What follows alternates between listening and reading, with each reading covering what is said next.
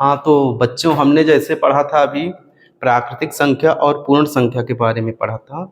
तो अब उसके बाद हम पढ़ते हैं पूर्णांक संख्या, इंटीजर। प्राकृतिक संख्या हमने क्या पढ़ा था, एक से लेकर के अनंत तक संख्याएं जो होती हैं उन्हें प्राकृतिक संख्या कहते हैं। फिर पूर्ण संख्या किसे कहा, पूर्ण संख्या वो संख्या जिसमें प्राकृतिक संख्याओं के साथ साथ उसमें जीरो और ऐड कर दिया जाए, मतलब जीरो के साथ प्राकृतिक संख्याएं, जीरो 1 2 3 4 5 से अनंत तक, उसे क्या हम कहा, पूर्ण संख्या कहा।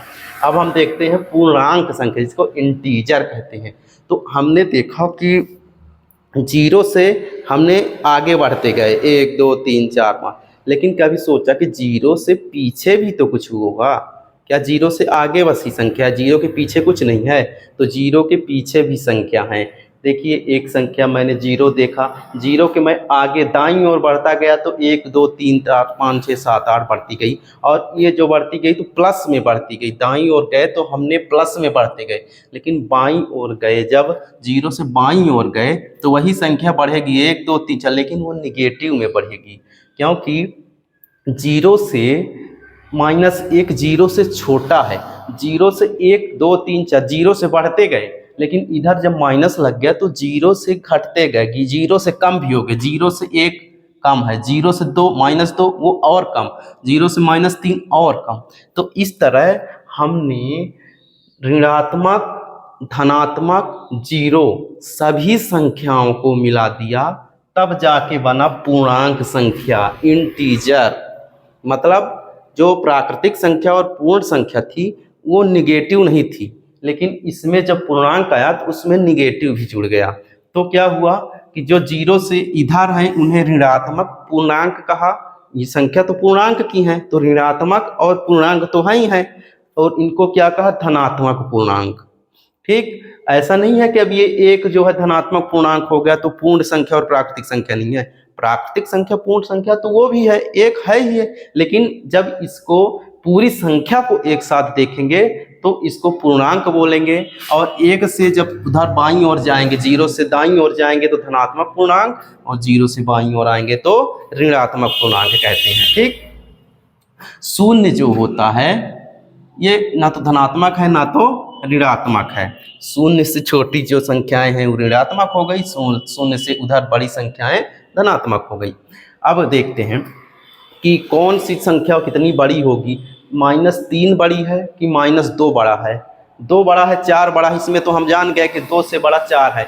जीरो से दाईं ओर जाएंगे तो जितनी दूर जाएंगे वो उतनी संख्या बड़ी होती जाएगी।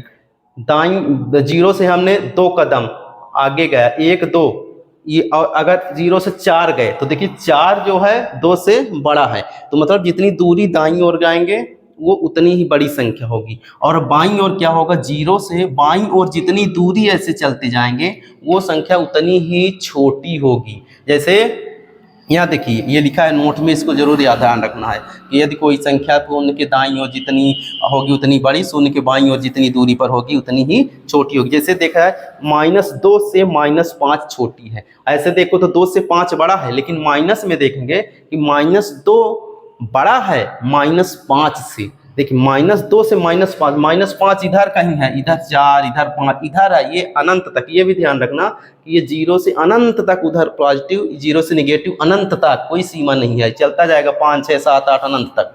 तो जीरो से 2 पास में है तो ये बड़ी है, और ये और दूरी चली गई तो छोटी है, और इधर धनात्मक में 2 पास में है तो छोटी, और उधर चली गई तो बड़ी है। ठीक, अब हम क्या देखते हैं, इसमें कंफ्यूजन कहाँ होता है हमारा, पूर्णांक जो होता है उनका योग करने में, कि जो धनात्मक पूर्णांक, जैसे देखिए 3 तरह के योग होते हैं। जब 2 धनात्मक पूर्णांकों को जोड़ेंगे, हम जो 2 धनात्मक पूर्णांक को, धनात्मक पूर्णांक मतलब +2 और +4 जोड़ दिए तो प्लस ही आएगा, +6 आ गया, 4 2 6, तो इसमें तो दिक्कत नहीं हुई। धनात्मक पूर्णांक को जब जोड़ेंगे, मतलब धनात्मक पूर्णांक मतलब 2 लिए, +2, ये +2 +4, ये दोनों धनात्मक है, क्योंकि धनात्मक में प्लस लगा रहता है, तो प्लस ना लगाए तो भी दिक्कत नहीं होती, लेकिन ऋणात्मक में लगाना पड़ता है। 4 2 6 आया, तो हमें पता चला कि ये भी धनात्मक ही होगा। और ऐसे ही जब 2 ऋणात्मक संख्याएं ले ले, जैसे -2 ले लिए और माइनस प्लस करें -5, मतलब -2 को और -5 को जब जोड़ेंगे तो उसका क्या होगा, कि -2 और -2 इसका भी योग होगा, लेकिन क्या होगा, ऋणात्मक संख्या होगी, प्राप्त होगी। जो संख्या -2 और -5 जोड़ा तो जुड़ गया, माइनस माइनस जुड़ गया, लेकिन संख्या कैसी प्राप्त होगी, ऋणात्मक संख्या प्राप्त होगी। ठीक, हमेशा ऋणात्मक संख्या प्राप्त होगी। अगर दोनों पूर्णांक निगेटिव हैं, दोनों पूर्णांक ऋणात्मक हैं, इधर वाले जीरो के बाईं साइड वाले, तो वो क्या होगी, हमेशा ऋणात्मक होगी। ठीक, अब क्या देखते हैं कि समस्या तब होती है जब धनात्मक एवं ऋणात्मक पूर्णांक मिल जाए। जैसे -2 को प्लस करो -3 प्लस, मतलब प्लस करो +5 से। अब एक ऋणात्मक और एक धनात्मक को जोड़ना है, जोड़ना मतलब इसको और इसको, ये -2 है और ये एक ऋणात्मक संख्या लो, एक धनात्मक संख्या, तो क्या होगी, तो ध्यान रखना कि अगर एक ऋणात्मक संख्या है, एक धनात्मक संख्या है, तो हमेशा घटेगा। और चिन्ह किसका होगा, चिन्ह उस संख्या का आएगा जो संख्या इन दोनों में बड़ी है। तो देखिए 2 और 5, पहले हम वो चिन्ह हटा देते हैं। तो 2 और 5 है, तो 5 में 2 घटाएंगे तो कितना आएगा, 3 आएगा। और संख्या के ऋण होगा कि धन होगा, तो संख्या जो बड़ी है, ये प्लस वाली बड़ी है, तो +3 उत्तर आएगा। मतलब -2 में +5 जोड़ेंगे तो +3 आएगा।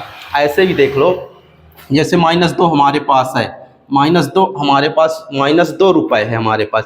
-2 रुपये का मतलब क्या है कि मैंने किसी को 2 रुपये उधार दे दिए, तो हमारे पास तो पैसा उधार लिए हैं।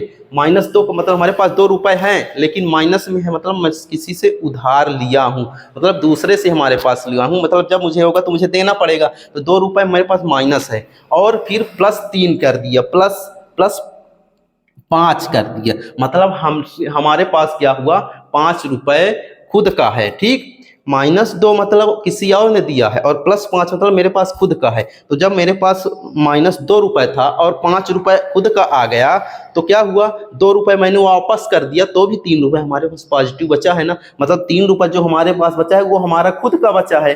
तो माइनस मतलब होता है कि मैं किसी और से ली गई वस्तुएं हैं, किसी और की चीज़ें हैं, वो हमारे पास नहीं है, वो हमारी नहीं है।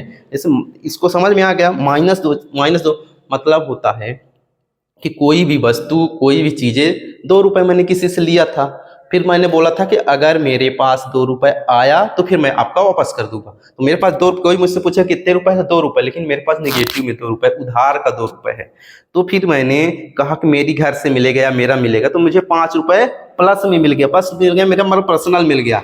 तो 5 रुपये मेरे पास प्लस मिला, तो 2 रुपये उधार देने के बाद हमारे पास 3 रुपये तो अपना ही बचा है ना। तो इसलिए क्यों ये बड़ा वाला चिन्ह आ गया। तो हमेशा ध्यान रखना कि अगर जो संख्याओं को एक निगेटिव एक पॉजिटिव को जोड़ेंगे, तो हमेशा चिन्ह जो होंगे बड़ी वाली संख्या का आएगा, और ये दोनों आपस में क्या होंगे, घटेंगे हमेशा। ठीक है, तो आशा करते हैं कि इतना जानकारी अच्छे से सीखिए, और नेक्स्ट और अच्छे से पढ़ाएंगे, एक एक बारीकी से, एकदम सरकारी स्कूल के बच्चे जैसे सीखते हैं उस लेवल से पढ़ा रहे हैं, और एकदम NCERT की भी चीज़ें उठा रहे हैं, कोई चीज़ आपको छूटने नहीं पाएगी। Thank you.